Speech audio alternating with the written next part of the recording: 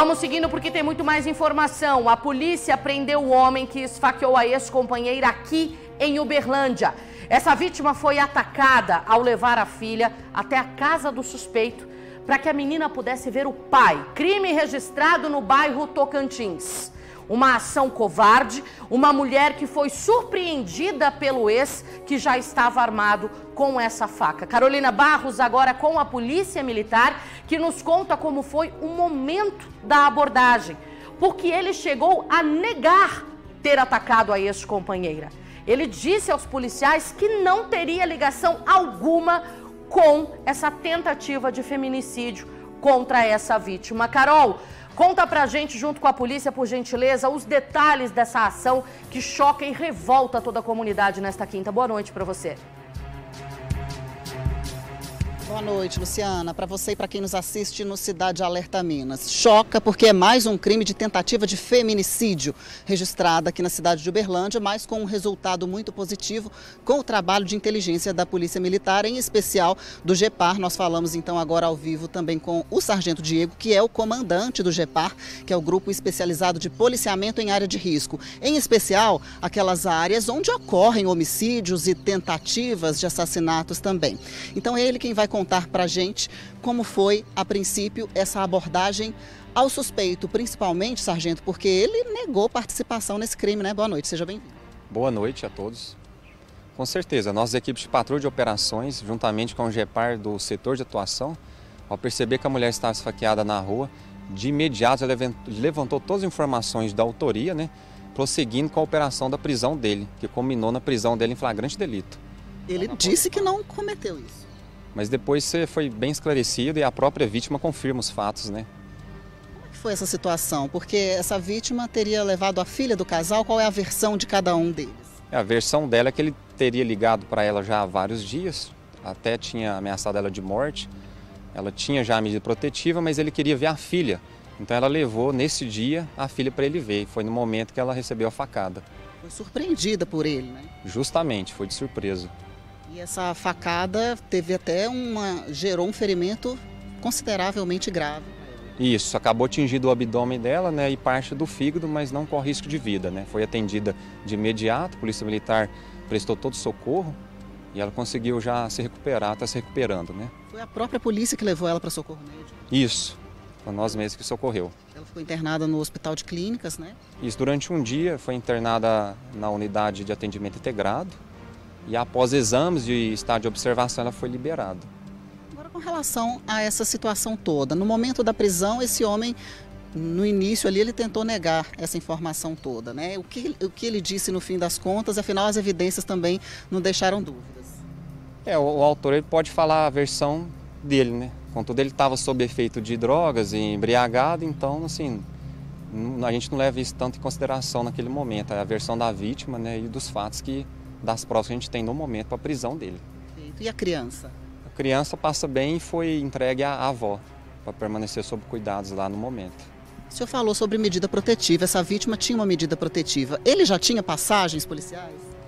Isso, ele tinha algumas passagens já, né, por lesão corporal, e a vítima já possuía a medida protetiva contra o autor. Inclusive uma dessas passagens ou alguma contra ela própria? Confere, já havia registros anteriores. Ou seja, um momento ali, um histórico de agressão, de violência doméstica que ela já sofria. Com certeza.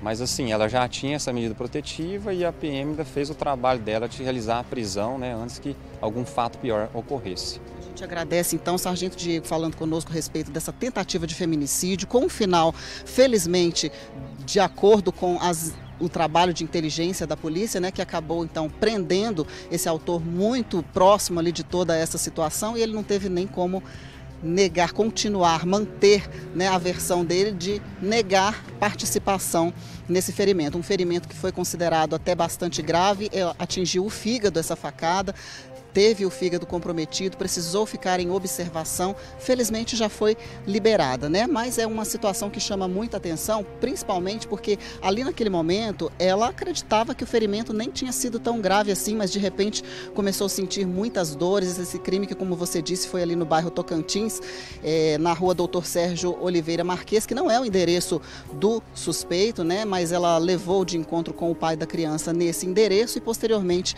essa criança foi deixada aos cuidados de um responsável, de um familiar responsável. É uma situação de conflito familiar, sempre chama muita atenção isso, e a gente sempre conversando com as forças de segurança falam a respeito de a mulher não retornar, né, numa situação de perigo em que ela vive. A gente torce pelo pronto restabelecimento dessa vítima, ela que já se recupera em casa, felizmente, Luciana. Graças a Deus. Obrigada, Carol. Obrigada, Sargento Diego, pelas informações. O caso choca porque foi pela frieza do agressor. Então, ele se utiliza da desculpa de querer ver a filha para conseguir atingir essa ex-companheira, que ele já vinha ameaçando e que, de fato, já tinha uma medida protetiva contra ele. Mas é aquela história, quando a criança está envolvida, quando há o emocional dos nossos filhos, a gente passa por cima dos riscos. E na tentativa de aproximar a menina do pai, naquele momento, Natal, a mãe acreditou que poderia levar, até pelo histórico, porque ali naquele momento, onde ela entra em contato, onde os dois conversam, o clima era ameno, era de paz. Ela não imaginava que por trás daquele pedido havia uma intenção que poderia, de fato, acabar com a vida dela. A intenção do agressor era matá-la. Ele não conseguiu por situações adversas, porque ela teve um rápido atendimento, porque ela teve uma equipe qualificada que a recebeu, fez todo o procedimento médico ali para salvá-la, para mantê-la bem, mas a intenção dele era matá-la. Tanto que ele premeditou, já recebeu o armado com a faca, ele já manifestou ali, de fato, que havia agido com a intenção de atacar a ex-companheira.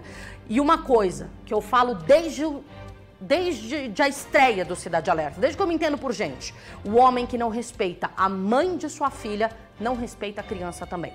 Aquele que não respeita a mãe da criança não vai ser um bom pai.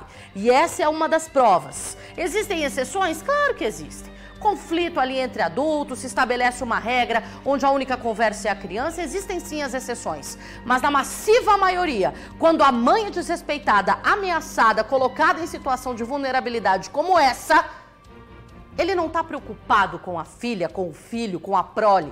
Ele não está preocupado com aquela criança. Ele não quer ser pai, ele quer ser dono daquela mulher. A criança na cabeça desse homem, desse agressor, vem como uma consequência e até mesmo utilizada como uma moeda de troca, como um objeto de manipulação dentro desse relacionamento abusivo. Porque não é porque terminou o relacionamento afetivo, conjugal, que o relacionamento deixa de ser abusivo. Ele pode continuar sendo. Se o homem te desrespeitou, te colocou em situação de risco, te ameaçou, você vai procurar o seu direito. Você vai mexer o doce, como diz a minha amiga Cíntia Dac, que atua aqui junto com essas mães. Você vai documentar as ameaças, vai pegar a medida protetiva, você vai procurar um advogado, Defensoria Pública, Ministério Público e vai afastar a sua criança desse homem. Porque ele não merece essa convivência. Ele não quer ser o pai, ele quer apenas te destruir.